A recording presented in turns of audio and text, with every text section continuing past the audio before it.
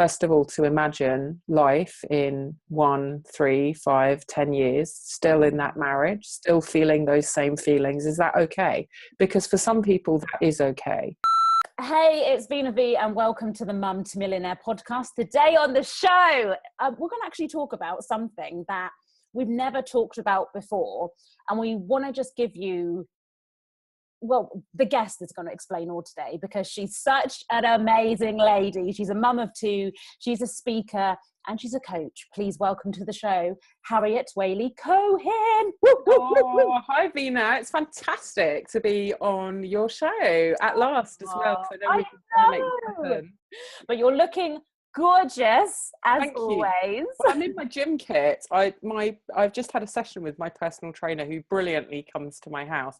And you know that typical mum thing of like, oh, I've got a 20-minute window before we record this. I could probably squeeze in a shower, make myself really glamorous, clean hair, and then, you know, there's an email that needs attending to, and suddenly there's 4 minutes. Yeah. Forget it. Just quickly whack on some mascara and just go, I'm in my gym kit. It's fine. But this is what makes you amazing, because you're not stopping, you keep on going, and you're just living life to the best as you can. Now, we have never talked about this on the podcast before, which is very surprising. So we talk about a lot of stuff on the podcast, including like domestic violence, depression, all the kind of hard-hitting subjects, which a lot of people don't want to talk about because it is hard for anybody to come out. I mean, a lot of stuff that's happened to me in the past, when I talk about it, I find it really difficult because there's other people involved in it, or, you know, I always think, what if my son sees this one day? And there's all these, you know, we were just talking about thoughts, all these different thoughts that come into play. But I think divorce is a really important issue that we do need to touch on. And obviously you're divorced. You've got 2 beautiful children who I can see in the background. I mean, let's talk about it from like an emotional point of view, because I mean, I've been a single mum since my son was born, so I kind of, in a way, don't really have the same understanding as other people who are in a house with a guy and he's there full time and then he's not. Kind of, I don't like, what emotions do you go through and how did you cope with that when it initially happened? Well, I think probably the first thing to say is that it was actually my decision rather than his decision.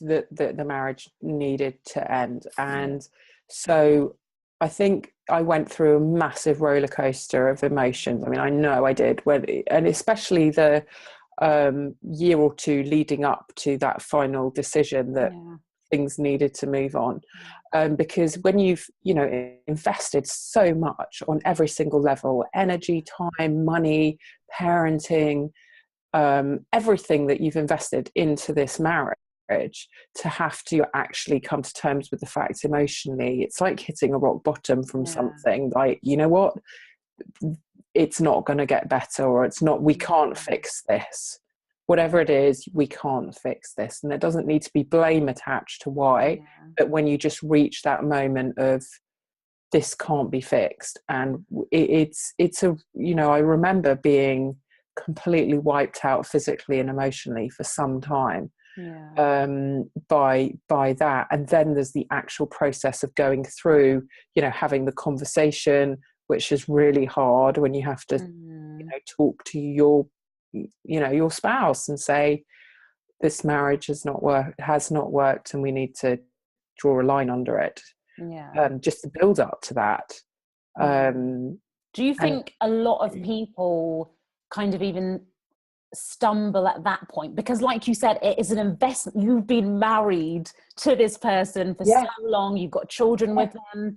Do you think there, you know, a lot of people in marriages now that are like, oh, do you know, I can't do this, like I've got children, possibly there are often people who don't leave because they're worried about the financial implications, or they don't think they can cope on their own, or they think that it would be better for the sake of the children, or they're worried what everyone will think, or their parents will think. And you know, you got to remember that nobody gets married thinking, well, in 3 years time we'll be getting divorced. You get married thinking, I adore this person, I adore everything about them, even the bad bits, and I want to be with them forever and build a life with them. Yeah. And so that dream, to give up on that dream, Yeah.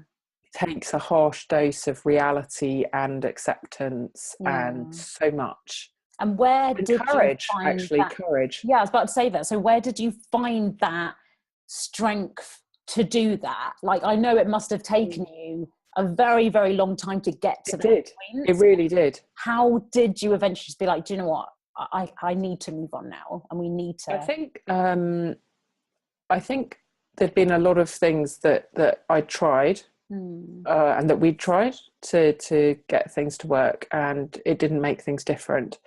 And also, I think, but before that, I'd experienced different life changes big life changes that had like big rock bottoms. So I kind of went, I've been here before, and I know that it is possible to change a situation that feels hopeless and desperate and come out the other side glowing, and life is much better, even if you can't see it. And it's almost like being stood on the edge of a cliff with a pack of wolves in front of you and a massive drop the other side, and you're like, either way looks really unappealing right now, for want of a better word. Both look horrific, but I've got to take one of them. And when you get backed into that corner where you're in that situation, then it's time to jump, really. And I think for me, because I did have a really strong support network outside of my marriage, I was able to draw on that. And again, like I said with my previous thing, because it's only a couple of weeks away from my 15-year anniversary of being in recovery from addictions. And so way before my marriage needing to come to an end, 10 years before that, I had experienced what it's like to have a rock bottom, to say my life has to change, this cannot go on anymore, and to just go for it, have the courage to go for it. And I knew then that I would need to ask for a lot of help. I would need to lean on people who'd been there before, or who would just be there for me. And when you can do that, when you can reach out and ask for help, and then just take that leap. What would you say if there is a woman listening to this now, and she, is at the same point that you were many years ago, and you thought, do you know what, I've tried every single thing, I've worked so hard, maybe he's tried to do, X, Y, Z as well. It's a partnership at the end of the day, isn't it? Exactly.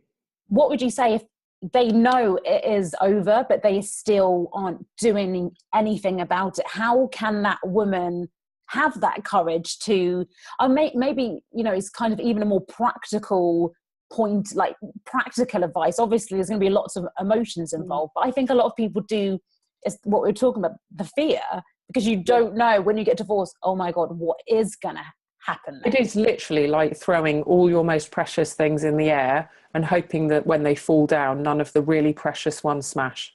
And you don't know how any of it is going to land.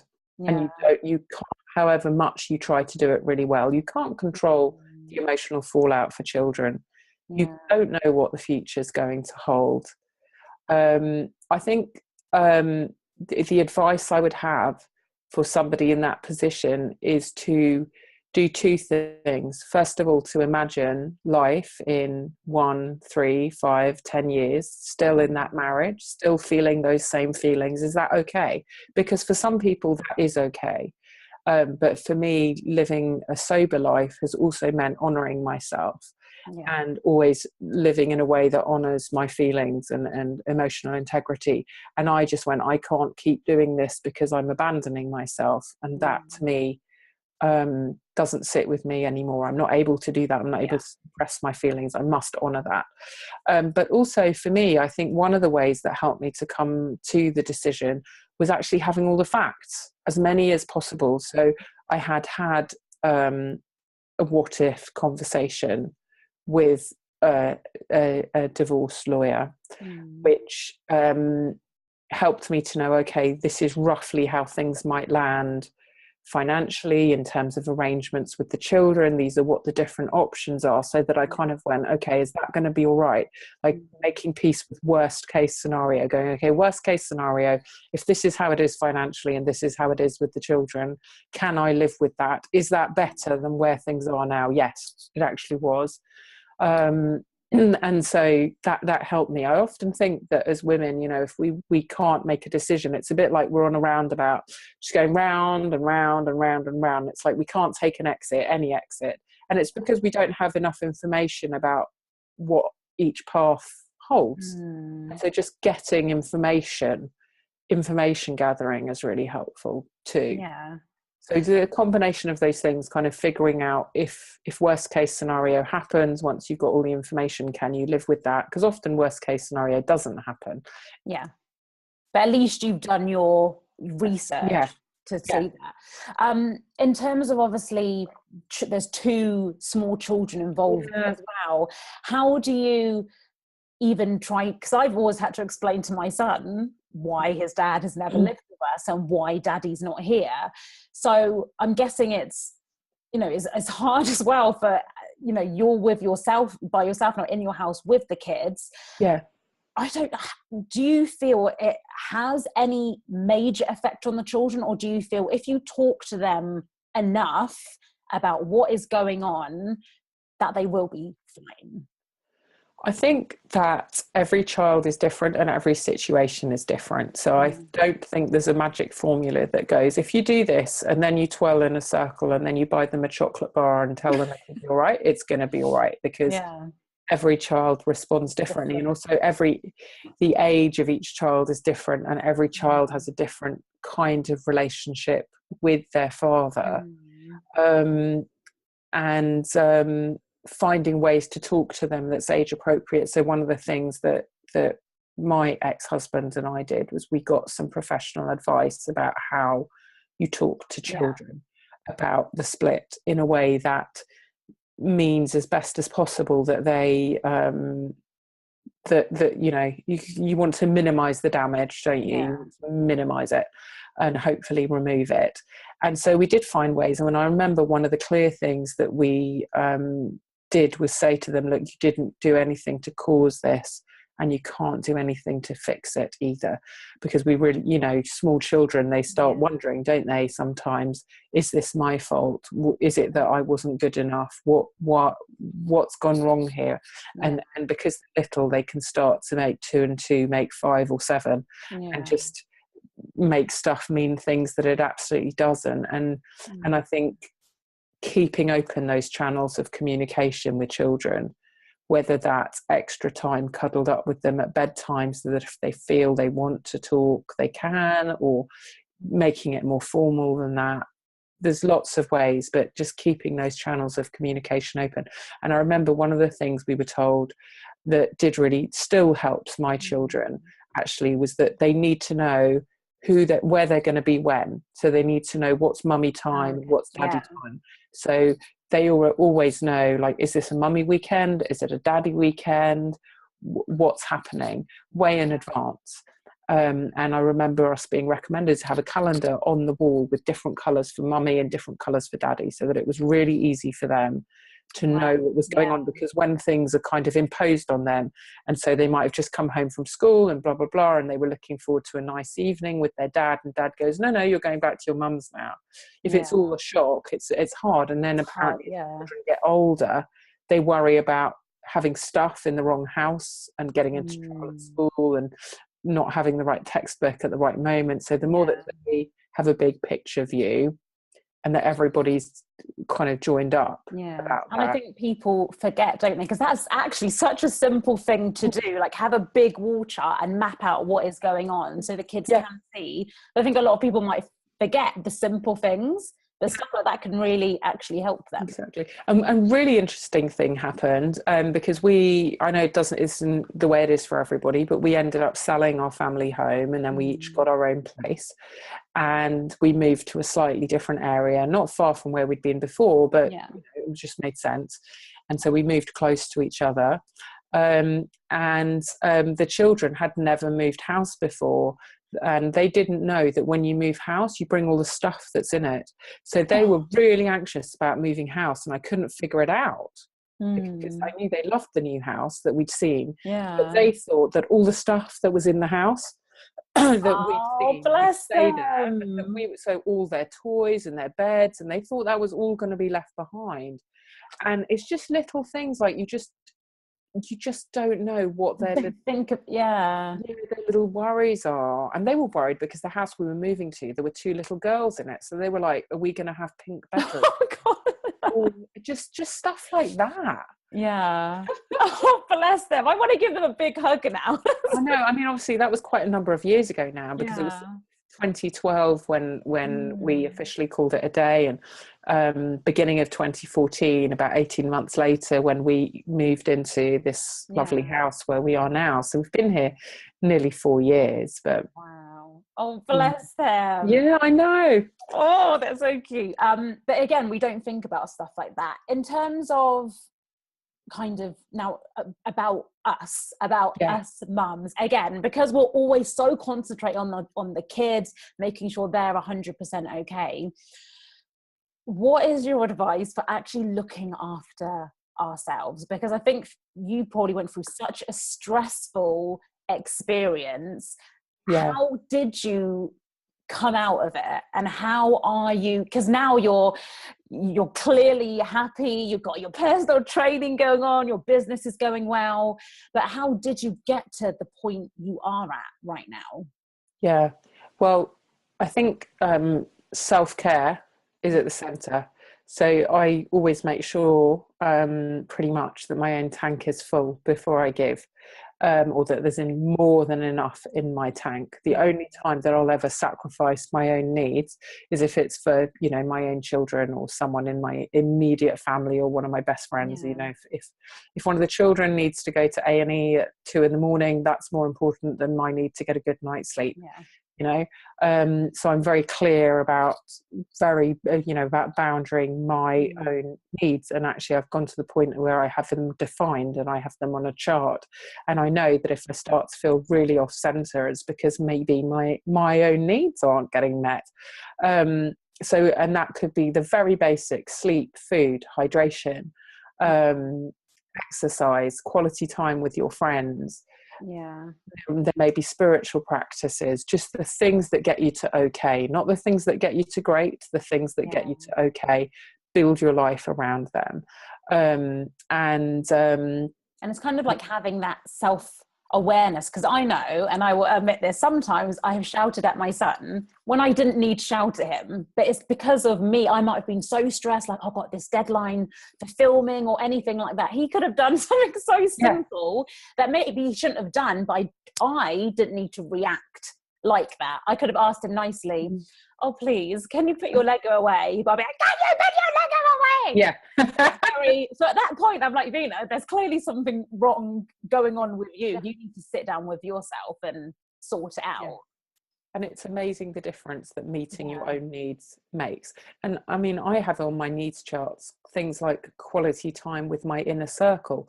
And I figured that I need an hour minimum once a week with someone I consider one of my inner circle of girlfriends in person. And then I need a phone call every other day with someone in my inner circle. And it could be 5 minutes or an hour, but I just need that contact. And so knowing that what you need and what makes you okay, and then meeting that is just I think that's so important. And and you don't get triggered. It's very hard to get triggered when your own tank is more than full. When your own tank is not full. And I think this is where so many of us do slip into old routines, because you're not looking after yourself. It's all about, I think the number one thing mums always say to me, if I'm like, oh, shall we go and do this, or let's grab a coffee? They're like, no, I'm so busy. I've got X, Y, and Z to do at home. And I'm like, oh, but you're not putting yourself, I believe you need to really work on yourself. Otherwise, the children are going to suffer. Even you could be your house could be spotless, you could be the best cook, giving them fresh meals, but if you're emotionally drained from everything, you're actually no use to Yeah. anybody. Yeah. And it's so easy to slip into kind of like those disempowering positions of either, like you said, being a bit shouty, being a bit bitchy, or you can slip into something else that doesn't serve you, like the martyr position. You know, I don't know if you know about the triangle of disempowering behaviors. No, Bitch, what is this? bitch, martyr, and victim, or the codependent triangle of persecutor, martyr, and victim. You know, they've all got different names, but it means the same thing. So the bitch is the one who's like, you know, the bitch, basically, the one who's screaming and shouting and not being very nice. And then you've got the martyr who's like, no, I'll do it. I'll just do everything. Leave it to me. No, I'll do it. Right. Well, secretly seething. Nobody help me, or I'm the only one who can do it right. And then you've got the victim who's like, why does this always happen to me? Yeah. Why me? Poor me, poor me. But the thing is, when you're in those positions, it's very hard to step into when something kicks off, like there's Lego on the floor, or like your child has just knocked their juice over, right? Which happens to all of us pretty much every single day. There's a difference between going, oh no, you've knocked your juice over, darling. What a nightmare. I know you didn't do that on purpose.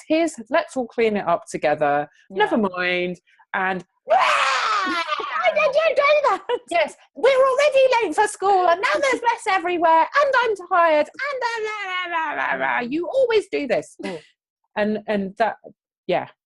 And it's so sad because with that response, which I have done many times, but it doesn't, when you look back at the day and what's happened, that has not improved the situation. No. By shouting. And also then the little people, you know, it teaches them bad habits, and it also makes them feel scared to make mistakes and all kinds of stuff. And I mean, when I mess up like that, I will always apologize. I mean, last week I properly lost it with an estate agent, actually, because an old au pair of mine, in a panic, said she needed a guarantor for her new student flat, and would I step in at like 24 hours notice, and I had to provide this insane list of things, which I provided. But then at like 1 minute to 5, when they were about to hand them the keys, apparently one of my things was in the wrong format. It was in Excel instead of a PDF. And rather than me going, okay, that's a little bit annoying, I'll go and sort that out, I just utterly, completely lost it. And I haven't lost it like that in a really long time. And I went, wow, you know, where am I in terms of meeting my needs? And I went and got out after I'd apologized, I immediately sent an email apology and just said, you know what, I know that you weren't clear with what you asked, but there was no need for me to respond like that either. It didn't help the situation. And I went back to my needs. I went, I have gone into bitch. I am in disempowered position rather than being in an empowered, you know, sensible, grown-up way. And I looked and I went, I have not met any of my needs in the last week, apart from, you know, a bit of sleep. But I'm eating crappy food. I'm eating kids' food. It's the school holidays. I'm not on top of. One of my things on my needs is that I have to spend 5 minutes a day decluttering the house and tidying up. I hadn't even done that. You know, the most basic stuff, let alone me having quality time with my inner circle or exercise or, you know, my spiritual morning practices that are so important for me every morning. School holidays got out the window, you know, just everything. And then it was like someone pushes your button and bitch comes flying out. But do you know what? I'm so glad you said that story, because I think when other mums look at other mums, we think everyone else is perfect and we're the only one that is shouting sometimes for no reason. But the most important thing, even though you did that, number one, you apologized and you've become a better person from, like, you realize that you shouldn't have done it. And then you're looking back inwards towards yourself and thinking, okay, this is why that happened. And I really hope if a mum's listening to this, they start being aware of that, because I know so many people that aren't even aware of this. So we might understand why we shouted, but a lot of people don't. Well, that's the thing. When you go into the victim position of it's their fault that I shouted, you're never going to win. We're always responsible for our behavior. We're always responsible for our reactions. It doesn't matter how awful the thing is or how annoying the thing is that the other person has done. We own our responses, and you can come from the disempowered position, or you can you can step into your queen and boundary the hell out of it. If there's one key takeaway you'd like someone to take away from this podcast episode, what would it be, so they can really just start being more happier and start caring about themselves? Yeah, always wear your best knickers. I know you weren't expecting me to say that, but this is emblematic. I would actually, in fact, they're over there. I could go and get them. I actually have a pair of really beautiful knickers that I wave on stage, because I think it's the first thing we put on our bodies in the morning. And if you're putting on old grey baggy saggy knickers first thing in the morning, you're already saying you're shit, you don't deserve nice things, it's unconscious, it's whatever. And right from the get-go, put looking after yourself and valuing yourself at the top of your agenda. And fantastic, beautiful knickers are a beautiful way to remind yourself, and quite a fun little bit saucy way as well. First thing in the morning, to just go, I deserve this, for want of a better word. You know, it's like the, what's it called, Ariel advert that goes, because you're worth it. But it kind of is. If you show yourself repeatedly through your behavior that you don't deserve it, through what you eat, what you wear, how you exercise, how you talk to yourself, all these things, that you're not worth it, you will think, I'm not worth it. Whereas if you start how you mean to go on, and why not start with knickers, it will all be fine. I think I'm going to clear my diary, because I feel embarrassed now that I'm wearing big black knickers. No, you will not believe. So comfy, Harriet. After my talks, after a lot of times when I've been on stage or videos or whatever, the number of messages and emails I get from women about knickers, brilliant. And I you know, it's all good. Oh, I love it, Harriet. Thank you so much for coming on the podcast. Where can we find out more about you? Okay, so my Twitter and my Insta are at Harriet_WC, for obvious reasons. Thank you so much. And I just love your outlook on life. And I've talked to a lot of people, and I just love the different examples you give. And I think you just put things in a different way. So you've definitely got a true talent there, Harriet. Thank you so much for coming on the podcast. If you want to see more from Harriet, just go over to the blog post. We'll put all her links on there. Some beautiful pictures of her as well, with all her quotes that she said in the podcast. Brilliant. Just go over to mumtomillionaire.com/episode 63. Bye. Bye. mumtomillionaire.com. Excel in business and life. Be a go-getter.